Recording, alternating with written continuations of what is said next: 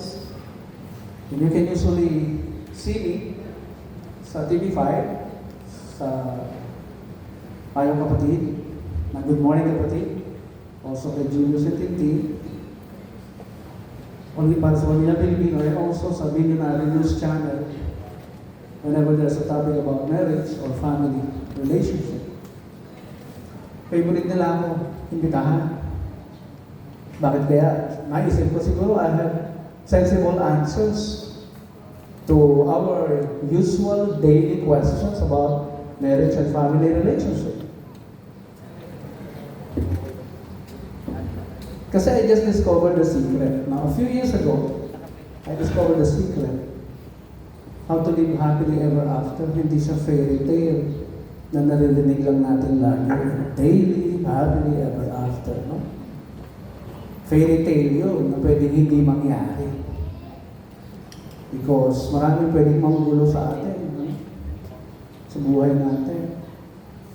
So the key pala to a lasting relationship, kahit na magsimula mo sa mag-boyfriend, mag-girlfriend, nagtatanim na kayo doon eh. Nag-i-invest na kayo ng time, attention to each other. Pag hindi nyo alam yung key, how to work it out para mag-lead into marriage, you will suffer. No? The relationship will struggle. So what's the key daw? Kasi, Father, naiinip na kami. Ano ba yung key niya? The key is to be one. Doon sa reading natin kanina, sa first reading, doon nagsimula ang relationship. Na malungkot daw yung tao. Actually, hindi siya malungkot. Alam niyo bang yung alone in that verse means all in one. Yun ang totoong meaning ng alone. Walang kalungkutan sa Garden of Eden. Kompleto, lahat, makakain niya, everything. Meron lang limitations. Ano yun? Huwag kakanin yung nasa gitna. Yung putas na nasa gitna. So, nakita ng Diyos, it is not good for this man to be alone.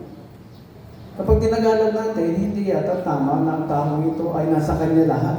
Yung 8 billion people ngayon, nandun sa katawan niya. So, ang ginawa niya, in-split niya.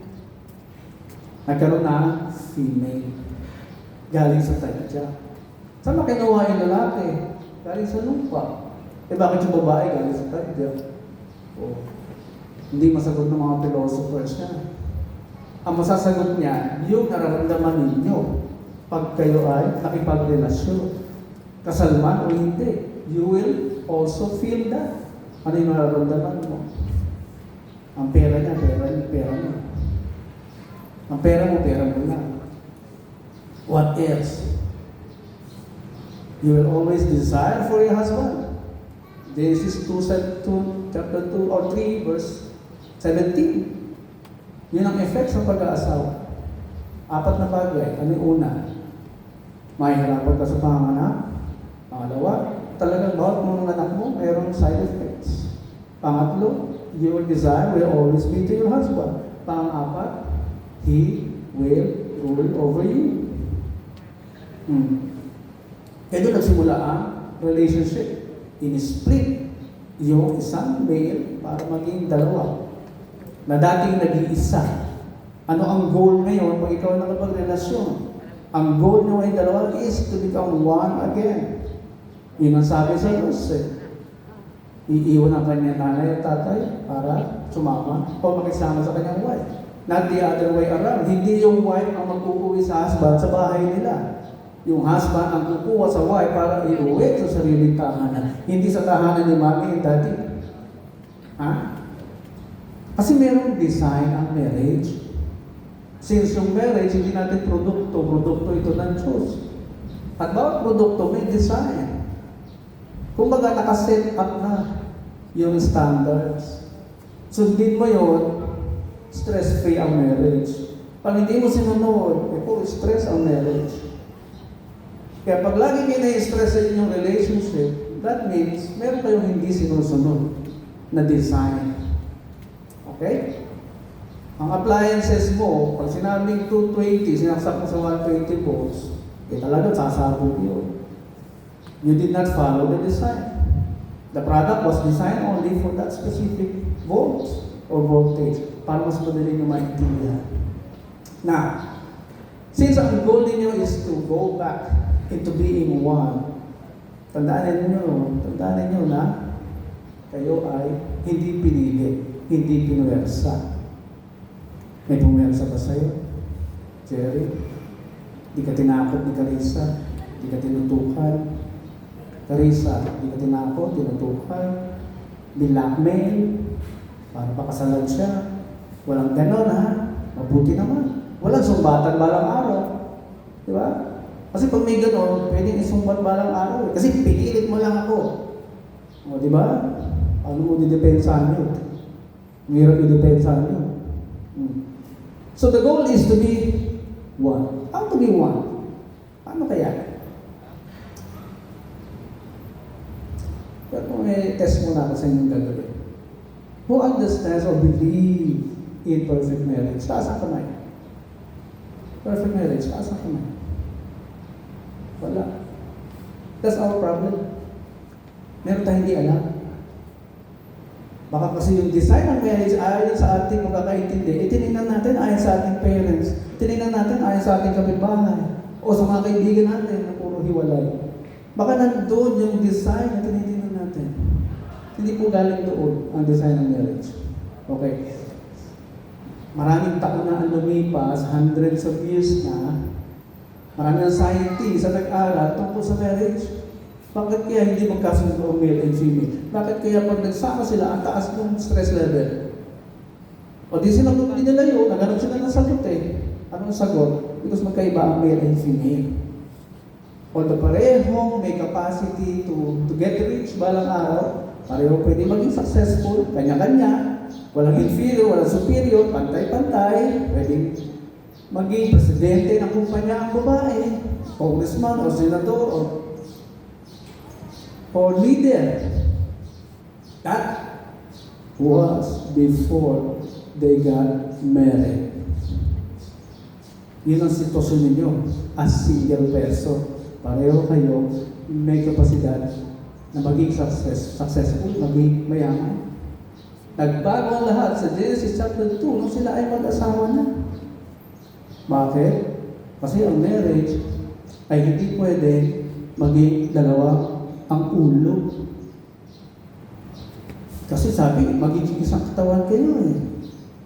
Ang isang katawan na may dalawang ulo ay tinatawag na monster, halimaw. Di ba? Kaya ibig sabihin na marriage is not designed to have two leaders or two heads. Isa lang. Sino yun, Carissa? Sino yung leader? Sino? Di ba lang? Ayan, ayan. And you should give him the responsibility or the opportunity to take the lead. Ang ini-expect ng mga babae sa inyo, mga kalalakihan na may asawa, ang ini-expect nila, alam mo ba ito? Be a man. Di ba no, girls?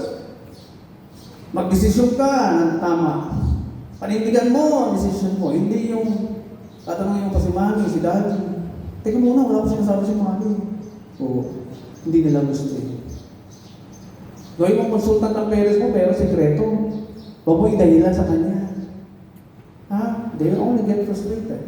Because what they need to a man is someone na naninindigan, naniniwala sa sarili, pinag-aralan ng desisyon, at kinonsulta ang asawa bago dinidesisyonan.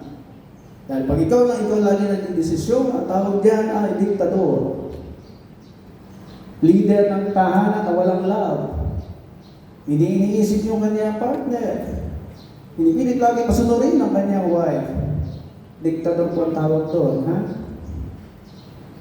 Dahil powerful din sila, smart din sila, you have to consult your wife.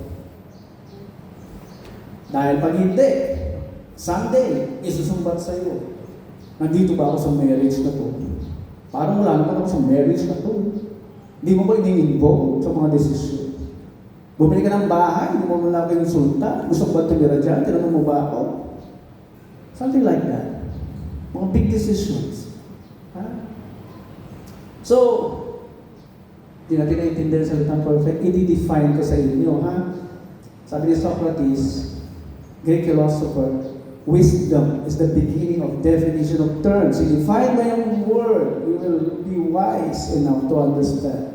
So, what's the word perfect? Pag-iwalayin muna natin. Perfect is from the word alignment. Alignment saan? Sa design. It was first invented during the age of enlightenment. Nung ang tao ay gumagawa ng mga bagay para tayo ay gumaan ng buhay. So whenever they make a product, there's a design. May sukat. Napag-aralan yung inch, yung meter, yung feet, and everything. Napag-aralan lahat yun. So dinodrawing mo na nila yun. Then, pag lumabas na yung produkto, nagmamatch sa design, they call it perfect. Alignment. Okay? That's the word perfect. You just check it, etymology. Marriage.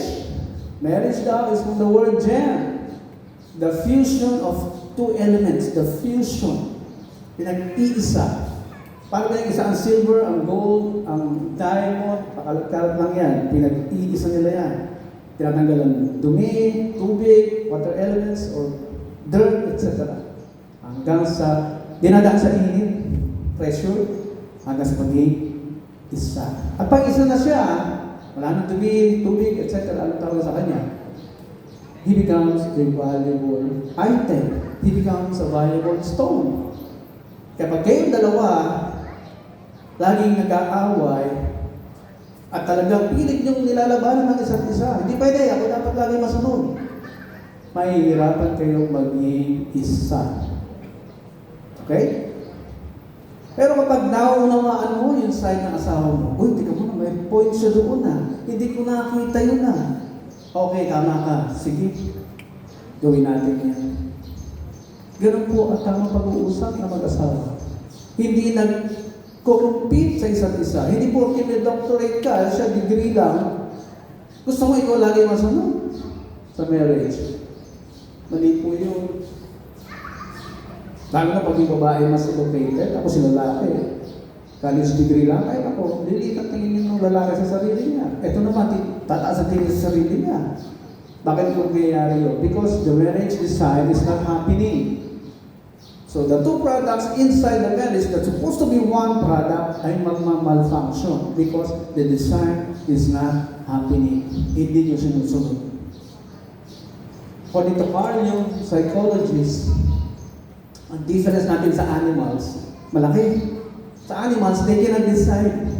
Kung yung nakaprogram sa katawan nila, susunod lang sila doon. Pero sa tao, we can decide not to follow our normal or natural instinct. We can decide, we can choose, di ba? Pero, if we decide to go against the design, we will malfunction. There will be a dysfunctional relationship. Kaya habang nagtatagal kayo nagsasama, dapat mawawala na yung mga pangit na ugali, yung marunong attitude sa isa't isa. Nawawala na yung palasigaw na husband. Nawawala na yung malditang wife habang nagtatagal kayo. Bakit? Kasi you have to be pure. Dahan-dahan. Ha? Alam niyo, pinakamataas na challenge, mataas na statistics ng broken relationships for the first 5 years. Kasi nature will force you to be one. Alagang susubukan kayo. Kano kayo katibay. Kaya sa first 5 years na yan, ang inyong relationship, mataas ang stress level. Kaya if you don't know this, yung sinasabi ko sa inyo, baka bumigay kayo. So since naintindihan niyo now, ano dapat nyo gawin, you just have to follow the design because it is only God who created the marriage. And you are using His another product. The moment na ginamit mo ang produkto niya, you have to follow His standards. Para hindi kayo mag-malfunction. So what's a perfect marriage now? Perfect marriage means ang pagsasama ng male and female na walang ibang ginawa kundi sumunod lang sa marriage design. Pag sinabing irespeto ang husband, irespeto mo kahit galit ka, kahit naiinis ka, kahit di ka binibigyan ng pera, irespeto mo pa rin. Pag lumamig na yan, baka bigyan ka na. Pag lagi mo nilalambing, baka bigyan ka na. Girls, yun ang sabi ng science. O kahit anong inis mo din, love your wife and do not be harsh to them. Bawal maging harsh. Yan ang boundaries natin sa relationship. Bawal ini-insulto ang husband. Bawal sinesermonan. Bawal din sabihin sa kanila, mas malaki ang pera ko sa'yo. Bawal na bawal yun. Because it's a form of disrespect. So yan ang boundaries ninyo. Kahit anong galit mo, magpigil ka. Teka muna, tama ba sabihin ko ito sa asawa ko? Ha? Ganun. Ask yourself first. Ako ka, bumitaw ng kung anong language yan. Because napag-aralan din namin, mga scientists, na ang tahanan ay dapat positibong salita. Lahat ang dapat lumalabas sa ating mga bibig. Positibo lang. Bawal ang negatibong mga salita sa loob ng tahanan. I-research niya. Ayaw niyo maniwala sa akin. That's a secret. Okay? Finally, gusto ko lang humingi ng tulong sa inyo.